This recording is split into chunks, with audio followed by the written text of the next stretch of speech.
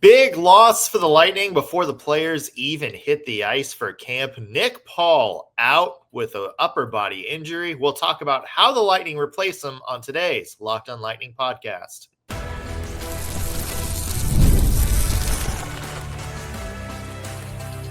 You're Locked on Lightning, your daily podcast on the Tampa Bay Lightning, part of the Locked on Podcast Network, your team every day. Thank you for making Locked on Lightning your first listen of the day every single day. We are your free daily Tampa Bay Lightning podcast, part of the Locked on Podcast Network, your team every day. As always, we want to begin by shouting out our everydayers, those of you who tune into every single show, every single day. We love you. We appreciate the support you give us week in, week out. I'm Nick Morgan, and I am joined by the Pass-A-Grill to my treasure island, Greg Stephen. Greg, welcome in, buddy. Good morning. Good morning. It's Thursday. Got a little football later, and some interesting topics with the Lightning, especially with Nick Paul being out now. Yeah, not great news to start the season, especially because we just spent all day yesterday talking about, the Lightning really need to hit on all cylinders as they start the year. And now they're without one of their top forwards to do that with. We'll talk about that in just a second, but first want to mention today's episode brought to you by FanDuel. Download the FanDuel app now by visiting FanDuel.com and win $300 in bonus bets if your first $5 bet wins. All right, Greg, let's talk about the big news from the Tampa Bay Lightning yesterday before camp even starts. Nick Paul, dynamic guy who's been in the middle six, kind of the anchor there in the middle for quite some time, out for what sounds like maybe a month and a half at this point. I believe the prognosis was he'll be back in early November, hopefully. It sounds like what happened was he had a lingering wrist issue. Julian Brisebois said that he told him, or they found out during exit interviews, that he had been playing with some kind of wrist injury. It sounds like he was trying to do some rehab for it. For whatever reason, didn't work out. They opted to go surgery before the season starts. So it sounds like he will be out for at least the first month of the regular season. And Greg, big loss, A, because of what we said yesterday. You want everybody firing on all cylinders. You want that first month of the season to be strong. But B, Nick Paul just did so much for this team. Yeah, and he's a big body too. Like they don't have a ton of huge bodies on this roster anymore, and he's a tall guy, but definitely gonna miss him, that's for sure. But look, you'd rather him get healthy now than be hurt later. But that being said, this past week or two, we've kind of talked about how there's some guys that could step up for these kind of situations. So as far as managing the fact that he will be out, I don't think it's going to be too much of a struggle for the Lightning. And obviously it is a loss, and who you put there isn't going to be Nick Paul. But I do think there are guys that are capable of slotting in. So I think that there's actually a couple different routes that you could go here. And we'll talk about every single possibility. But I'm curious, Greg, you're John Cooper. How are you shuffling the lineup here? I'm bringing up Dylan Duke, and I'm putting him in there. Are you playing him at center? Does Dylan Duke play center? I believe so. Let me double check. But you kind of hit on what I was going to say, is just bring up a young guy. Yeah, Dylan Duke center. Okay. Yeah. I don't know why. Maybe because there's another Duke in the NHL that played wing, like another prospect. That I was thinking he was wing for some reason, but okay, yeah. So you're kind of going my route, which is this is an opportunity for somebody to come up and earn a spot. Yes, Dylan Duke. He's, I think, obviously the guy who's played NHL minutes at this point, so he might get the first call. Right. I also was questioning, is this now suddenly an opportunity for Sam O'Reilly to make this team? Because O'Reilly's comparison, there's been a lot of people that kind of say he gives off Anthony Cirelli vibes. And you kind of need Anthony Cirelli vibes for that third line spot.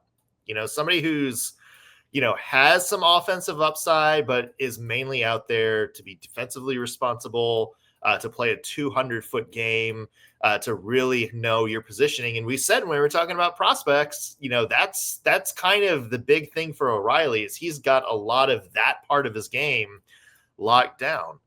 Yeah, and you, like you said, that utility guy in that slot is so useful. Like, yeah, I think it's going to come down to, and this is something that I wish I had mentioned when we were talking about preseason and camp and things like that. It's something I overlooked. A guy goes down. This is someone's chance to show now, in the next week, 2 weeks, 3 weeks, 4 weeks, that they are ready to be the guy that can fill in for Nick Paul for now, right? Yeah. So I think now what we do is we watch right now and see how the boys are doing in preseason and camp. And the guy who's going to step up in that situation should take that spot. That being said, I think Sam O'Reilly is capable of doing that. I think Dylan Duke's capable of doing that. Those are probably the two guys I'd look at first. We'll see. I'm excited to see who they actually put, but I do think they should ultimately, bring up a guy and let him stay there this whole time and just give him the consistent minutes, because that's also helping that guy in the long run.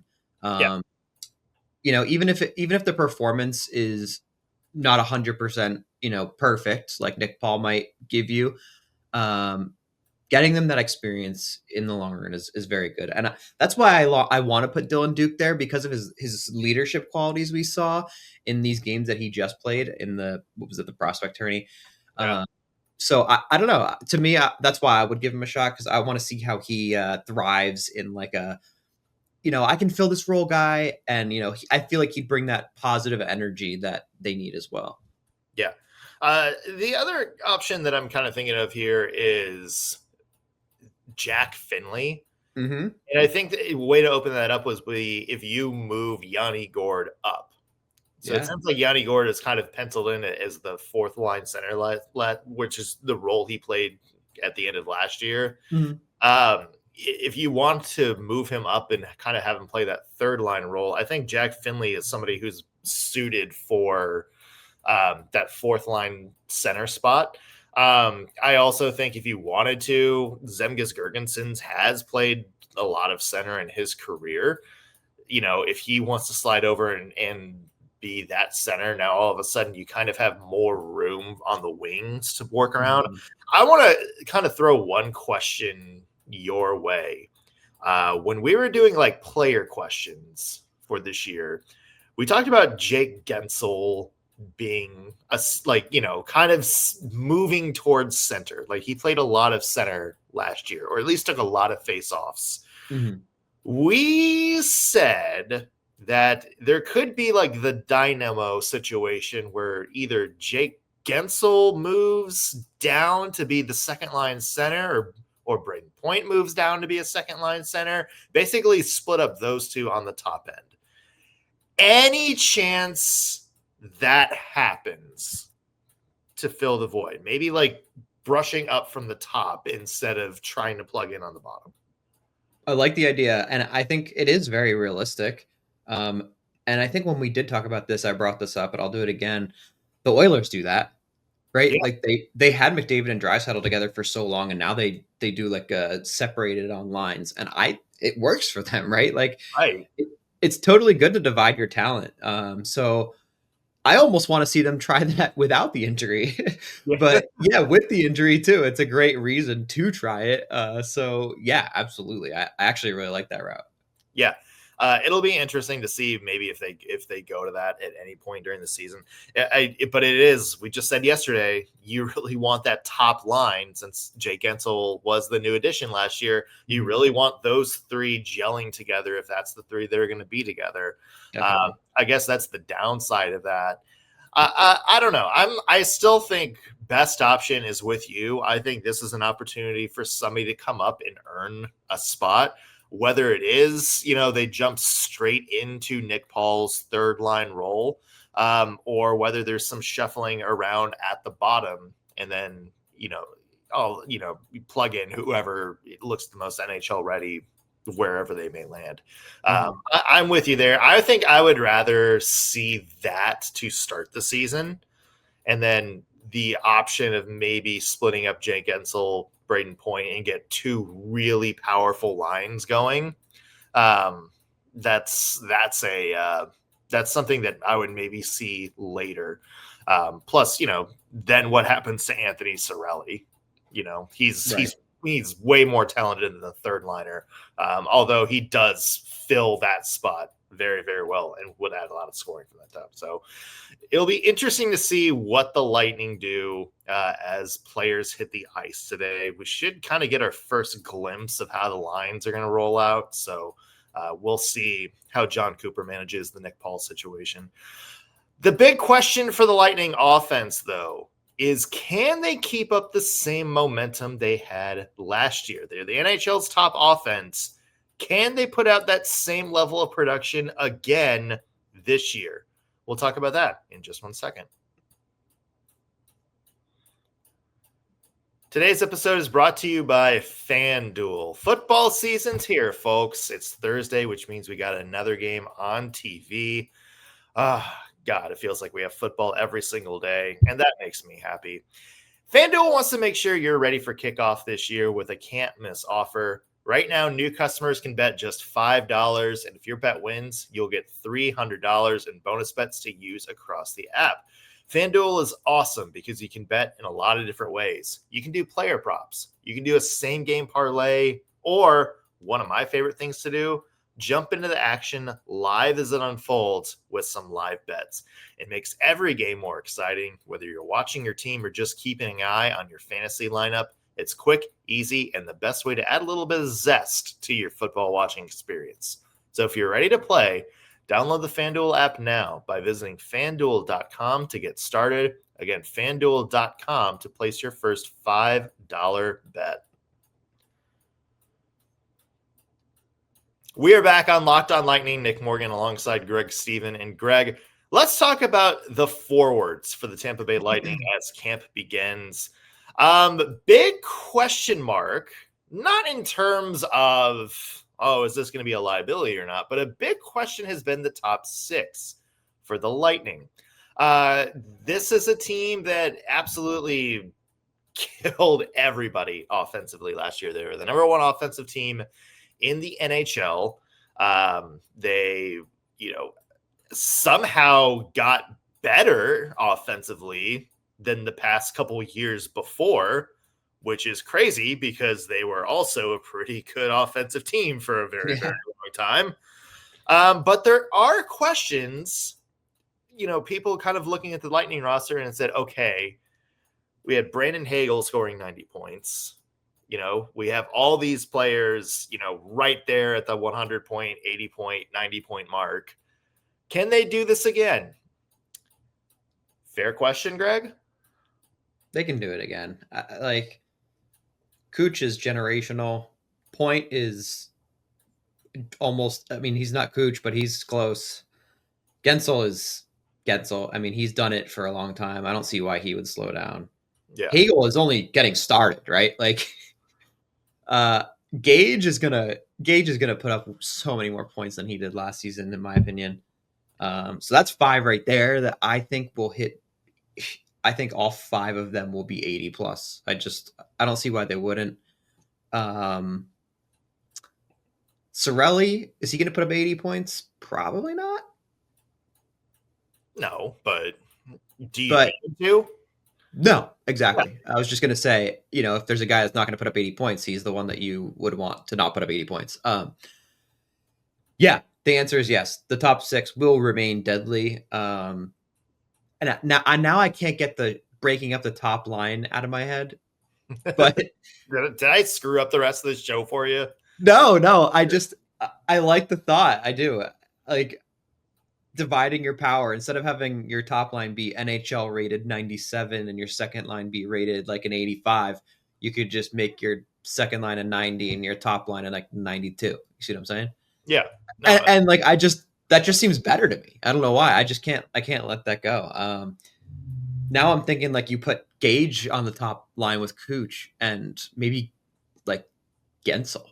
and then you'd put Point on the second line. Like I don't think he's ever really played second line minutes, right? He's always been on the top line for like the last 5 years. I want to say when, I want to say like early into the Stamkos era, he was kind of, I don't know if he was second, but he was like third line. I think he was also playing some wing at some point. Yeah, like trying to work his way up. Yeah. Yeah, I mean, it's interesting. I think what a lot of people point to is there are maybe some stat anomalies when you look at the Lightning. Like, if the first thing you look at when a player is having like a big year is their shooting percentage. And so a lot of people look at Brayden Point, who had a shooting percentage of 22.2 last year, which is obscenely high in the NHL. And a lot of people would point to that and be like, okay, that's kind of him just punching above the belt a little bit. Except then you look at Brayden Point's last 3 years. The year before, he was shooting 20%.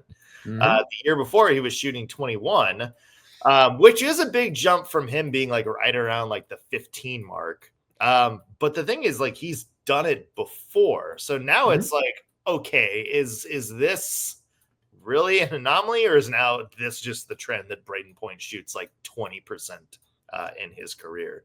I think the other thing is people maybe look at, I mean, like Darren Radish last year had 37 points. Are you going to get almost 40 points from somebody like Darren Radish again? Or is that just, it's like the year where Tanner Jeannot had like 25 goals for the Nashville Predators. And then everybody is like, oh, surely that's not going to happen again. And unfortunately, they were right. But then you look at Brandon Hagel, and it's like, oh, surely this guy's not going to get 25 points again or 25 goals again. And then he does even better in his career. So it's kind of a crapshoot. But I mean, there, I guess, is cause to be like, at least some doubt as to whether last year was really this offense just firing at full potential, or whether there's just some bounces that went their way. Probably a combo, but I ultimately think that it's just these guys. They're just that good. And we've talked about it a bunch, and I don't want to beat it to death, but it's like they're not old enough to expect significant regression, in my opinion. I don't see why they would, unless someone's still injured or they're like nursing something, minor or something like that. But I mean, at the end of last year, I think most of the top six was healthy. I'm trying to go through, except for Hagel. Hagel had this concussion, and I think Cirelli was hurt too. Cirelli was banged up a little bit. Obviously, Nick Hall wasn't playing 100%. Right, but the top line I think was healthy, right? As far as I know, for most of the year, yeah. I think each of them missed like maybe a game here or there. Right, and Kuch has only missed significant time. What, 4 years ago now? So he hasn't really missed. It was the cap year, the cap circumventing year. Right. That was the last time he was out on the LTIR, right? So there's no reason to expect he's going to be hurt long term at all or anything like that. So I don't see why they wouldn't just continue this trend. If anything, I almost think they'll be better because they have a whole year now under their belt with Gensel. So. Yeah, especially if they start working. I'm going to go back to breaking up the top lines again because again, I just can't let it go. But we created something here. Create a monster. Yeah. So, but if you were to put like someone like Gensel or Point on the second line, it allows you them to develop chemistry with more than just Kuch and Gensel, and I think that allows for them to have this opportunity to put up more points, even because. Right. Now you can play with anybody. Kuch goes to the box and you got to shake it up a little bit. Now this guy can play with everyone, and I think he gets more points that way. I don't know. We'll see. I really do think they're going to stay deadly. I think Kuch puts up 100 at least again. Point probably scores at least 35, right? Probably 40. Gensel probably, I think, what did he have last year? 45 goals? He had... 41. Okay, so yeah, he probably second on the team behind Point. Right, and Point had 42. 42. Okay. 42, but he's hit 50 before. Last year. He's Yeah, hit, or 2 years ago. Has he hit it twice? He has. No, he's only hit it once. He hit 51 in 2023. Yeah, so 2 years ago. Okay. Yeah, I mean, look at that. That's crazy. Yeah. Kuch didn't have that many goals last year, right? He was pretty underwhelming as far as goal scoring. I wouldn't say For him. 37 goals, but 84 assists. So right. What about the year before with his goals? Let me see. Sorry, I'm making you the stat guy. Oh, you're fine. He had 44 the year before. Yeah.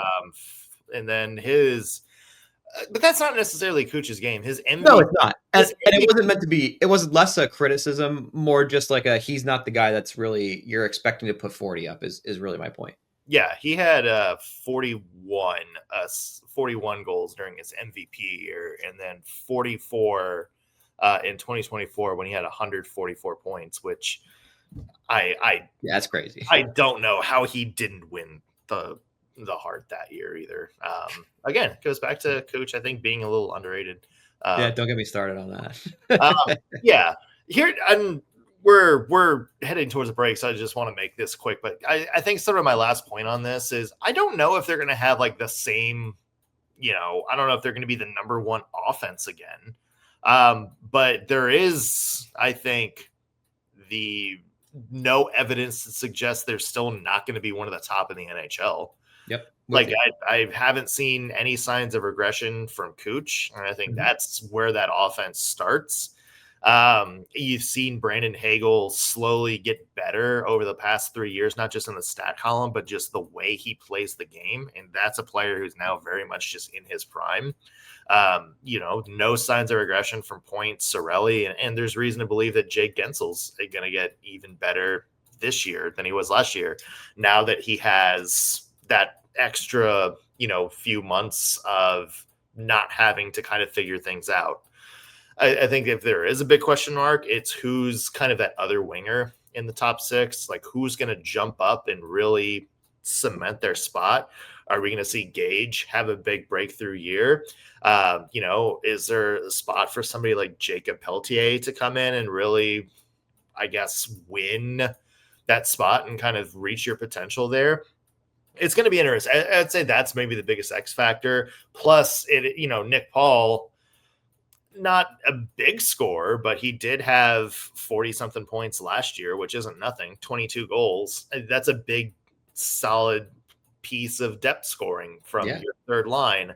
Are you going to get that same level again? I would say that's maybe the two biggest question marks is where does that depth scoring come from on the third line?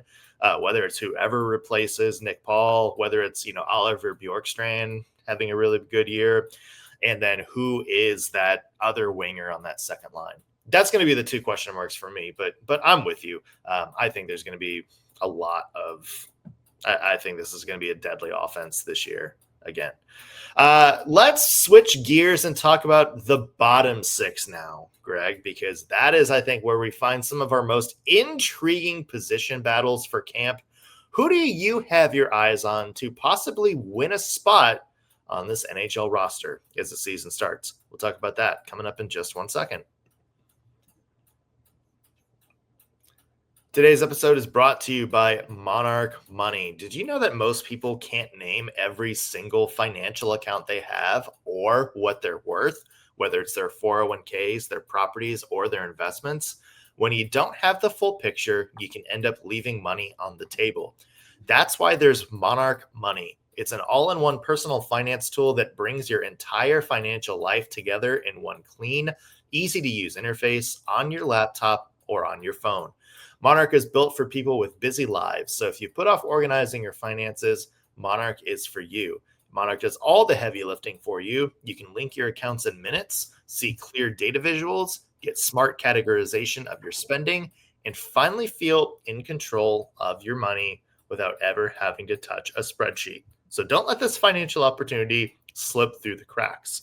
Use code LOCKEDONNHL at monarchmoney.com in your browser for half off your first year.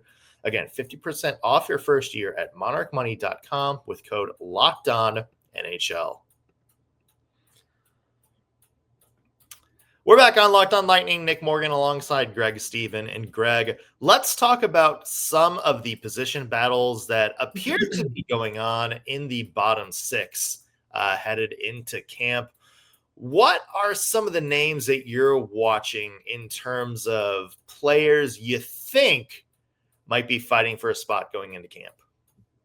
Okay, my number one guy for this roster is Max Crozier. He's a guy that I haven't understood why he didn't get more games last season.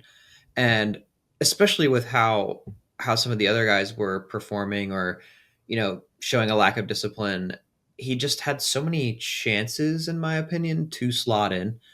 And this is something that I think I brought up when we kind of did a little John Cooper reflection, where it's like there are decisions here that I think in the past he would have made, and I don't know. I don't know why he didn't get Max Crozier didn't get more of a shot. I mean, I think he played I don't know, we did 5 games, maybe. He played, 5 games and 13 the year before. Right, and then you got Lilleberg in the box half the time. You got JJ was out for an extended period. I want to say JJ was out 2 months, maybe. I think. Yeah. Why did he only have 5 games? Like I watched all these games. I watched him specifically when he was on the ice. I recall one notable error. Other than that one error, like his game is solid.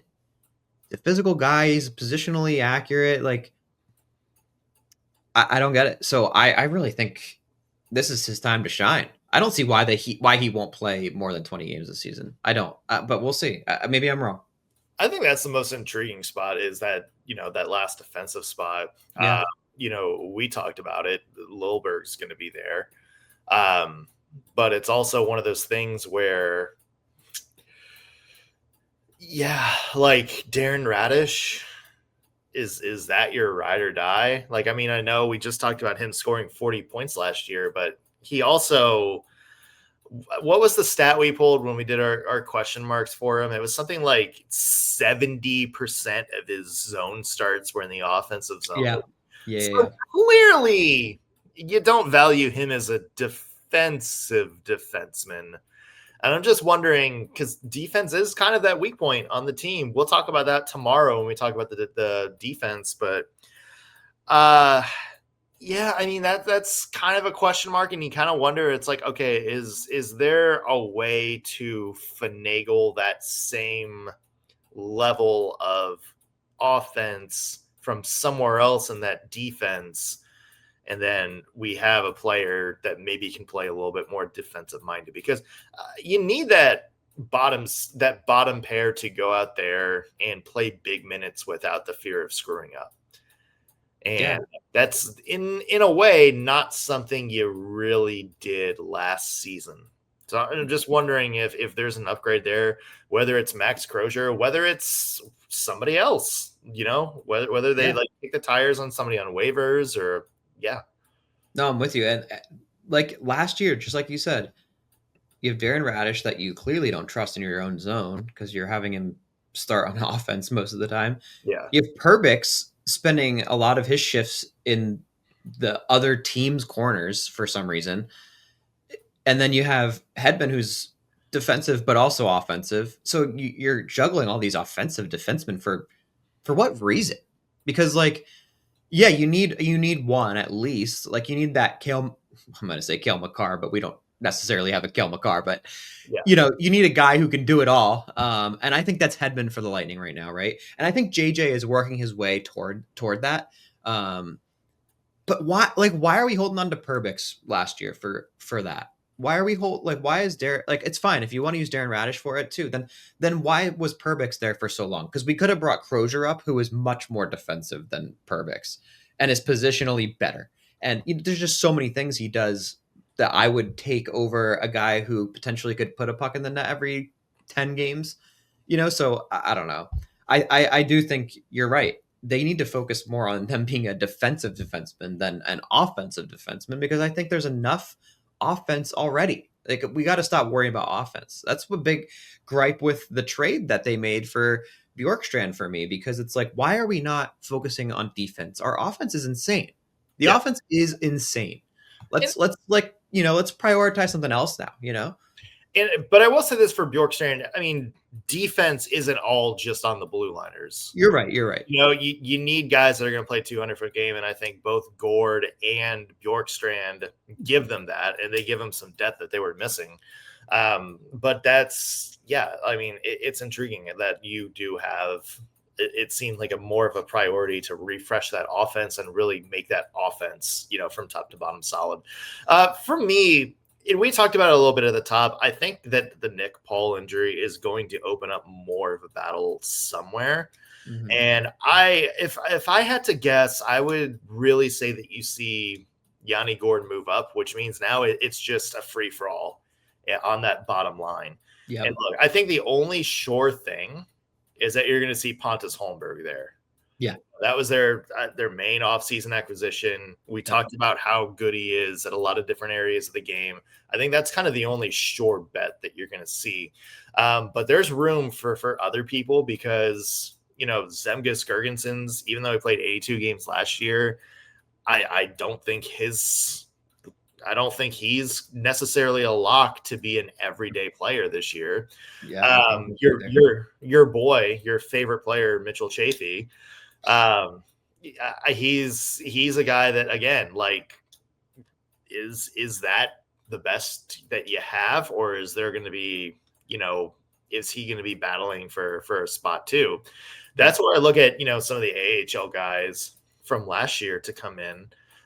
You talk about Dylan Duke. He's somebody that would absolutely fit that vibe of a bottom guy. Jack Finley, we mentioned. We didn't get an update from him yesterday about his status. We know he missed prospects camp due to an injury. But if he's out there, he's going to be fighting for a spot. We mentioned Sam O'Reilly. There's also guys like Tampa Bay Lightning legend Boris Kachuk can come in but no, like, he's got NHL experience, veteran guy. He knows how to certainly play. Like, that's somebody that can be like your extra forward. Mm-hmm. And obviously, like people we mentioned yesterday, like Jacob Pelletier are going to have a spot. There's Scott Sabourin, another guy too, with a lot of NHL experience. That's, kind of more of a Syracuse guy. I'm just saying that the spots are there. I think that bottom line.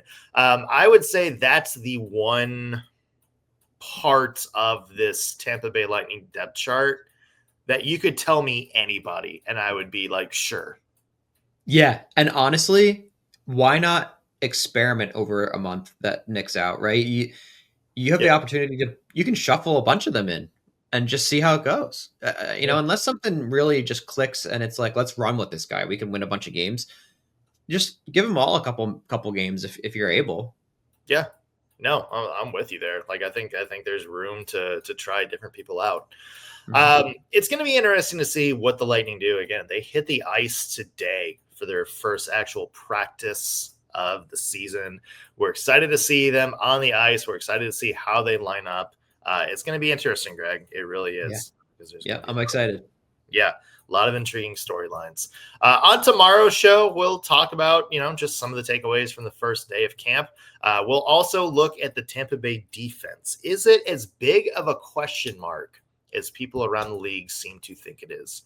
We'll dive into that on tomorrow's show. Thank you for making us your first listen of the day. We love you guys. We appreciate the support you give us. We'll be back with an all-new episode tomorrow.